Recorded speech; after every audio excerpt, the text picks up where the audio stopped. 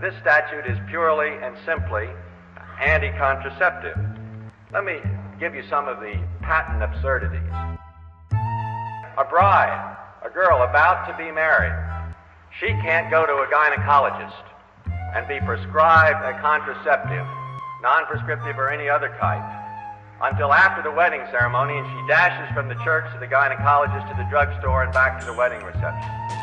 It's patently absurd. After his lecture on birth control and overpopulation at Boston University, William Baird gave a can of contraceptive foam to an unmarried woman. But it was a felony to give contraceptives to unmarried people in Massachusetts in 1967. So Baird was charged with the felony crime of distributing contraceptives to unmarried men or women. The question before the court in this case was whether the right to privacy was violated, as it was in Griswold v. Connecticut. In the end, the court held that the Massachusetts law was indeed unconstitutional, but not on privacy grounds. Instead, the law's distinction between single and married recipients did not pass the rational basis test of the Equal Protection Clause of the 14th Amendment. And now the 1972 opinion of the court in Eisendtadt v. Baird.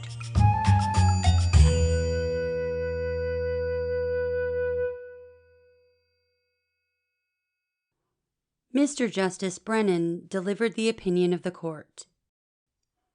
Appellee William Baird was convicted at bench trial in the Massachusetts Superior Court under Massachusetts general laws. First, for exhibiting contraceptive articles in the course of delivering a lecture on contraception to a group of students at Boston University. And second, for giving a young woman a package of Emco vaginal foam at the close of his address.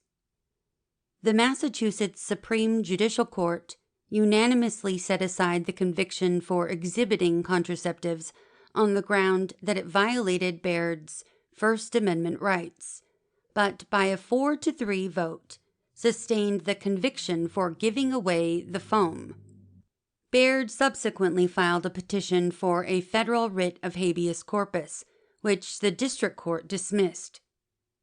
On appeal, however, the Court of Appeals for the First Circuit vacated the dismissal and remanded the action with directions to grant the writ discharging Baird. This appeal by the Sheriff of Suffolk County, Massachusetts, followed, and we noted probable jurisdiction. We affirm.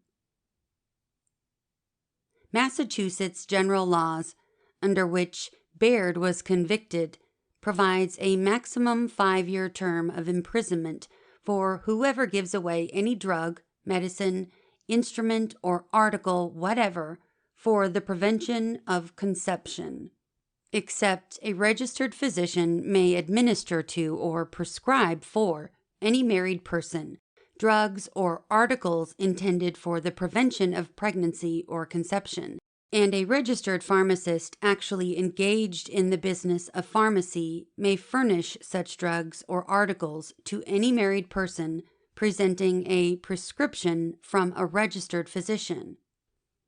As interpreted by the State Supreme Judicial Court, these provisions make it a felony for anyone other than a registered physician or pharmacist acting in accordance with the terms of Section 21A to dispense any article with the intention that it be used for the prevention of conception. The statutory scheme distinguishes among 3 distinct classes of distributees. First, married persons may obtain contraceptives to prevent pregnancy, but only from doctors or druggists on prescription. Second, single persons may not obtain contraceptives from anyone to prevent pregnancy. And third, married or single persons may obtain contraceptives from anyone to prevent not pregnancy, but the spread of disease. This construction of state law is, of course, binding on us. The legislative purposes that the statute is meant to serve are not altogether clear. In Commonwealth v. Baird, the Supreme Judicial Court noted only the state's interest in protecting the health of its citizens. The prohibition in Section 21, the court declared, is directly related to the state's goal of preventing the distribution of articles designed to prevent conception which may have undesirable, if not dangerous, physical consequences. In a subsequent decision, Sturgis v. Attorney General, 1970, the court, however, found a second and more compelling ground for upholding the statute, namely to protect morals through regulating the private sexual lives of single persons. The Court of Appeals, for reasons that will appear, did not consider the promotion of health or the protection of morals through the deterrence of fornication to be the legislative aim.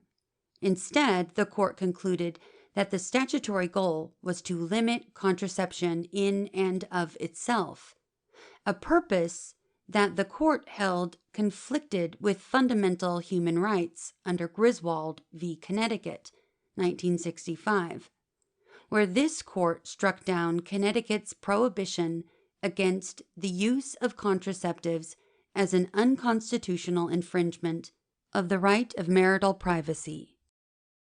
We agree that the goals of deterring premarital sex and regulating the distribution of potentially harmful articles cannot reasonably be regarded as legislative aims of Sections 21 and 21A, and we hold that the statute, viewed as a prohibition on contraception per se, violates the rights of single persons under the Equal Protection Clause of the 14th Amendment.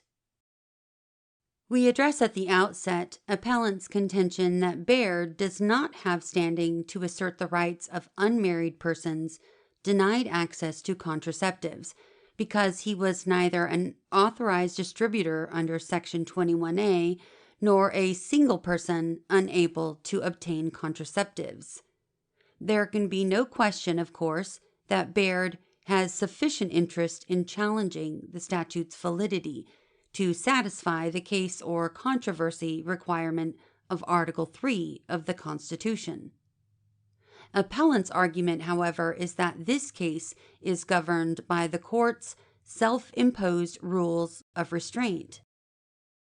First, that one to whom application of a statute is constitutional will not be heard to attack the statute on the ground that impliedly it might also be taken as applying to other persons or other situations in which its application might be unconstitutional.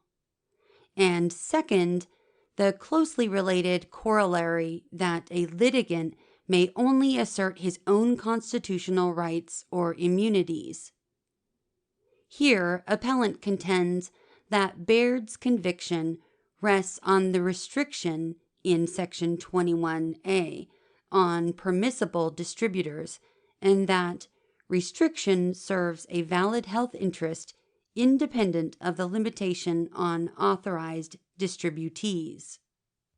Appellant urges, therefore, that Baird's action in giving away the foam fell squarely within the conduct that the legislature meant and had power to prohibit, and that Baird should not be allowed to attack the statute in its application to potential recipients. In any event, appellant concludes, since Baird was not himself a single person denied access to contraceptives, he should not be heard to assert their rights. We cannot agree. The Court of Appeals held that the statute under which Baird was convicted is not a health measure. If that view is correct, we do not see how Baird may be prevented, because he was neither a doctor nor a druggist, from attacking the statute in its alleged discriminatory application to potential distributees. We think, too, that our self-imposed rule against the assertion of third-party rights must be relaxed in this case, just as in Griswold v. Connecticut.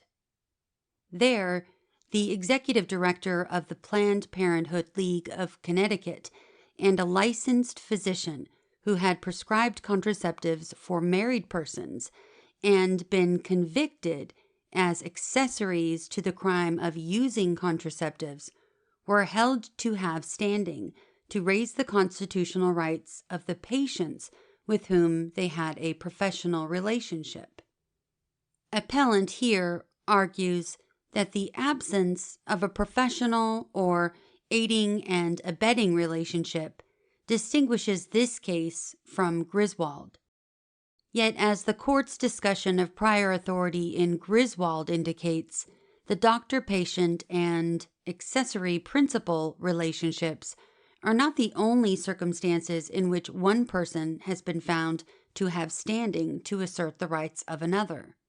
Indeed, in Barrows v. Jackson, a seller of land was entitled to defend against an action for damages for breach of a racially restrictive covenant on the ground that enforcement of the covenant violated the equal protection rights of prospective non-Caucasian purchasers.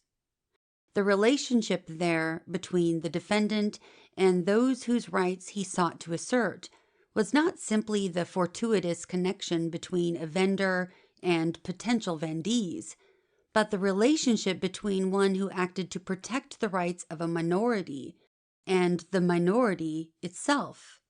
And so here, the relationship between Baird and those whose rights he seeks to assert is not simply that between a distributor and potential distributees, but that between an advocate of the rights of persons to obtain contraceptives and those desirous of doing so.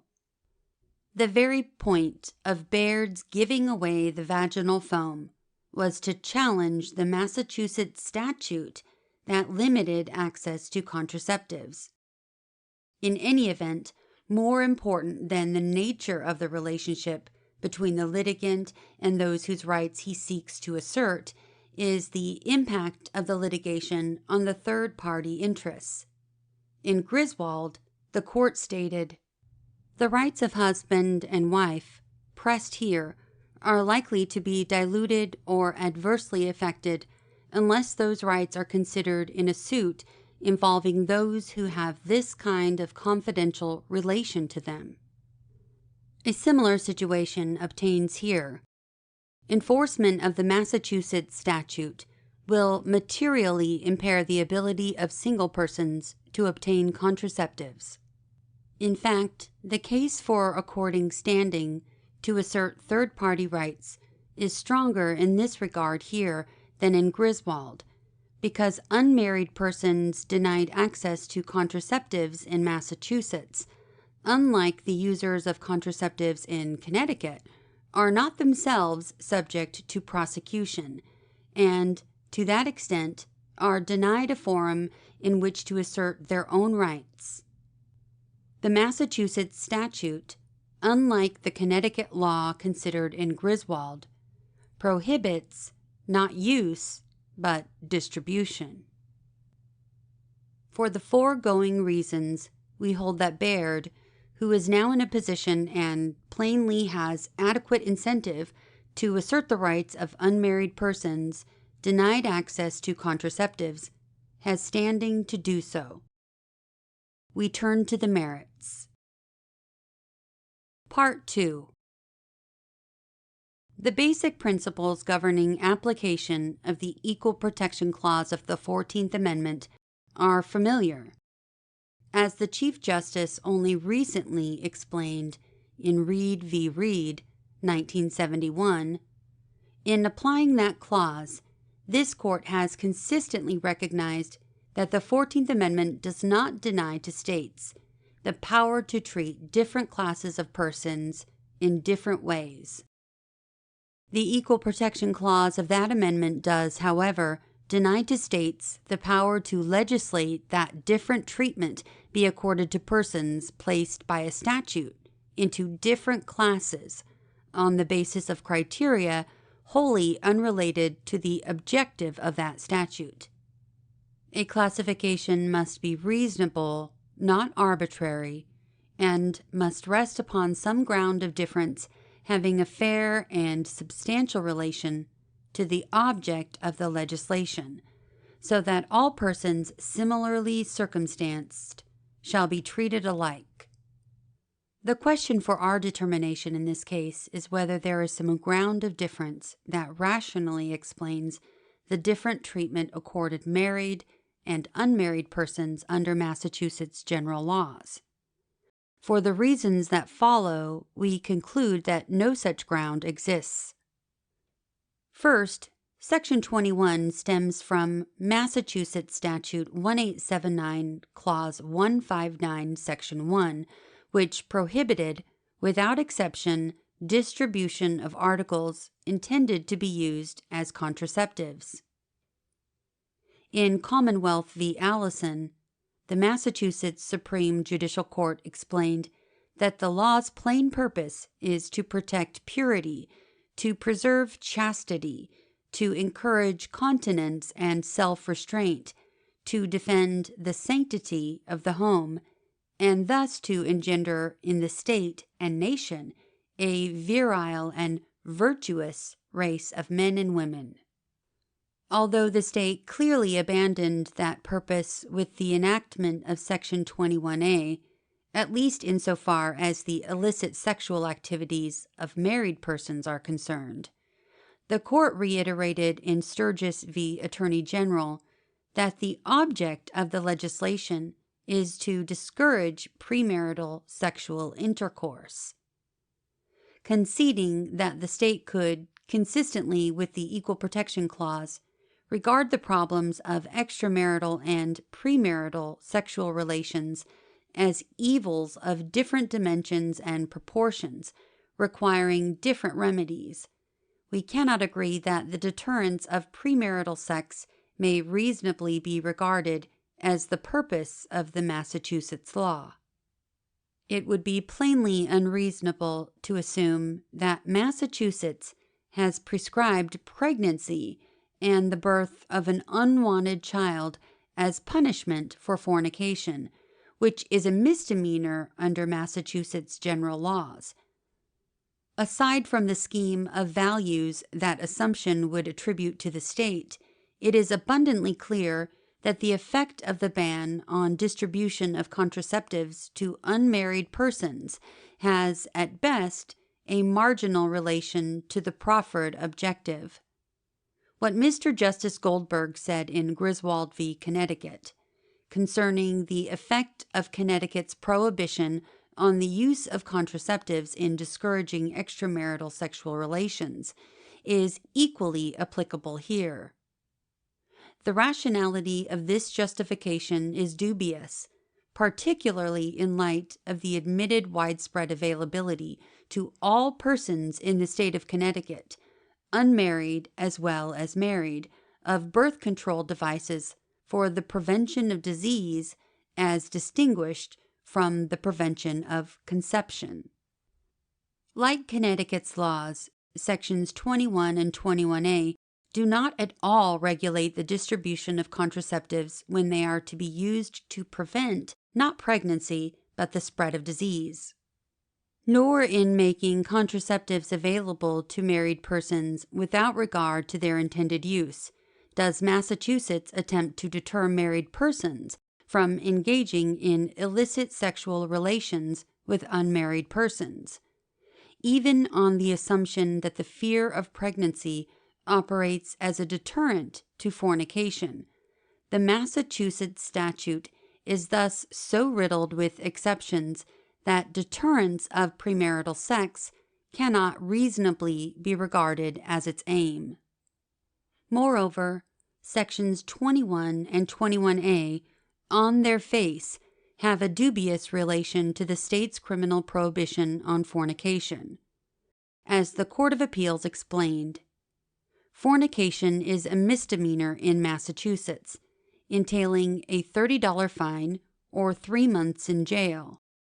Violation of the present statute is a felony, punishable by 5 years in prison. We find it hard to believe that the legislature adopted a statute carrying a 5-year penalty for its possible, obviously by no means fully effective, deterrence of the commission of a 90-day misdemeanor. Even conceding the legislature a full measure of discretion in fashioning means to prevent fornication, and recognizing that the state may seek to deter prohibited conduct by punishing more severely those who facilitate than those who actually engage in its commission, we, like the Court of Appeals, cannot believe that in this instance Massachusetts has chosen to expose the aider and abettor who simply gives away a contraceptive to 20 times the 90-day sentence of the offender himself. The very terms of the state's criminal statutes, coupled with the de minimis effect of sections 21 and 21A in deterring fornication, thus compel the conclusion that such deterrence cannot reasonably be taken as the purpose of the ban on distribution of contraceptives to unmarried persons. Second, Section 21A was added to the Massachusetts General Laws by Statute 1966, Clause 265, Section 1. The Supreme Judicial Court in Commonwealth v. Baird held that the purpose of the amendment was to serve the health needs of the community by regulating the distribution of potentially harmful articles. It is plain that Massachusetts had no such purpose in mind before the enactment of Section 21A. As the Court of Appeals remarked, consistent with the fact that the statute was contained in a chapter dealing with crimes against chastity, morality, decency, and good order, it was cast only in terms of morals. A physician was forbidden to prescribe contraceptives even when needed for the protection of health. Nor did the Court of Appeals believe that the legislature, in enacting Section 21A, suddenly reversed its field and developed an interest in health. Rather, it merely made what it thought to be the precise accommodation necessary to escape the Griswold ruling. Again, we must agree with the Court of Appeals. If health were the rationale of Section 21A, the statute would be both discriminatory and overbroad. Dissenting in Commonwealth v. Baird, Justices Whitmore and Cutter stated that they saw in Section 21 and Section 21A, read together, no public health purpose. If there is need to have a physician prescribe contraceptives, that need is as great for unmarried persons as for married persons. The Court of Appeals added, if the prohibition on distribution to unmarried persons is to be taken to mean that the same physician who can prescribe for married patients does not have sufficient skill to protect the health of patients who lack a marriage certificate or who may be currently divorced, it is illogical to the point of irrationality. Furthermore, we must join the Court of Appeals in noting that not all contraceptives are potentially dangerous. As a result, if the Massachusetts statute were a health measure, it would not only invidiously discriminate against the unmarried, but also be overbroad with respect to the married, a fact that the Supreme Judicial Court itself seems to have conceded in Sturgis v. Attorney General, where it noted that it may well be that certain contraceptive medication and devices constitute no hazard to health, in which event it could be argued that the statute swept too broadly in its prohibition. In this posture, as the Court of Appeals concluded, it is impossible to think of the statute as intended as a health measure for the unmarried, and it is almost as difficult to think of it as so intended even as to the married. But if further proof that the Massachusetts statute is not a health measure is necessary, the argument of Justice Spiegel, who also dissented in Commonwealth v. Baird, is conclusive. It is at best a strained conception to say that the legislature intended to prevent the distribution of articles which may have undesirable, if not dangerous, physical consequences. If that was the legislature's goal, Section 21 is not required in view of the federal and state laws already regulating the distribution of harmful drugs. We conclude, accordingly, that despite the statute's superficial earmarks as a health measure, health on the face of the statute may no more reasonably be regarded as its purpose than the deterrence of premarital sexual relations. Third, if the Massachusetts statute cannot be upheld as a deterrent to fornication or as a health measure, may it nevertheless be sustained simply as a prohibition on contraception? The Court of Appeals analysis led inevitably to the conclusion that so far as morals are concerned, it is contraceptives per se that are considered immoral, to the extent that Griswold will permit such a declaration. The Court of Appeals went on to hold, to say that contraceptives are immoral as such and are to be forbidden to unmarried persons who will nevertheless persist in having intercourse means that such persons must risk for themselves an unwanted pregnancy, for the child, illegitimacy, and for society, a possible obligation of support. Such a view of morality is not only the very mirror image of sensible legislation, we consider that it conflicts with fundamental human rights. In the absence of demonstrated harm, we hold it is beyond the competency of the state. We need not, and do not, however, decide that important question in this case, because whatever the rights of the individual to access to contraceptives may be, the rights must be the same for the unmarried and the married alike. If under Griswold, the distribution of contraceptives to married persons cannot be prohibited, a ban on distribution to unmarried persons would be equally impermissible. It is true that, in Griswold, the right of privacy in question inhered in the marital relationship. Yet the marital couple is not an independent entity with a mind and heart of its own, but an association of two individuals, each with a separate intellectual and emotional makeup. If the right of privacy means anything, it is the right of an individual, married or single, to be free from unwarranted governmental intrusion into matters so fundamentally affecting a person as the decision whether to bear or beget a child. On the other hand, if Griswold is no bar to a prohibition on the distribution of contraceptives, the state could not, consistently with the Equal Protection Clause, outlaw distribution to unmarried but not to married persons. In each case, the evil as perceived by the state would be identical, and the under-inclusion would be invidious. Mr. Justice Jackson, concurring in Railway Express Agency v. New York, 1949, made the point.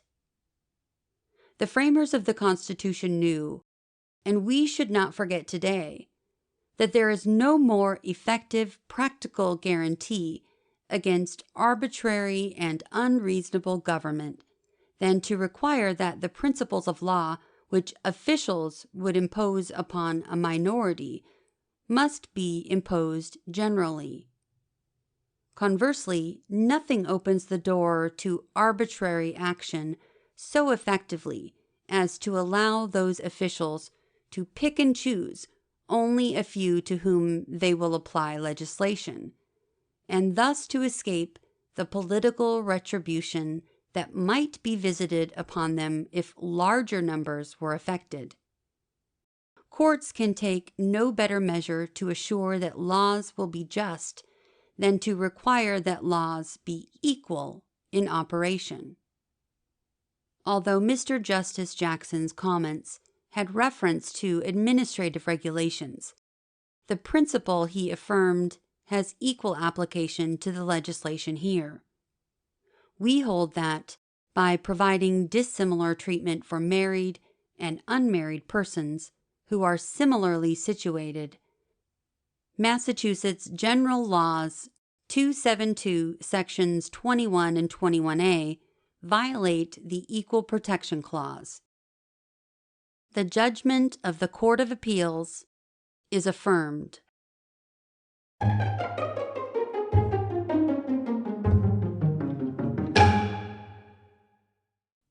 We've come to the end of the opinion. Until next episode, thanks for listening to What SCOTUS Wrote Us.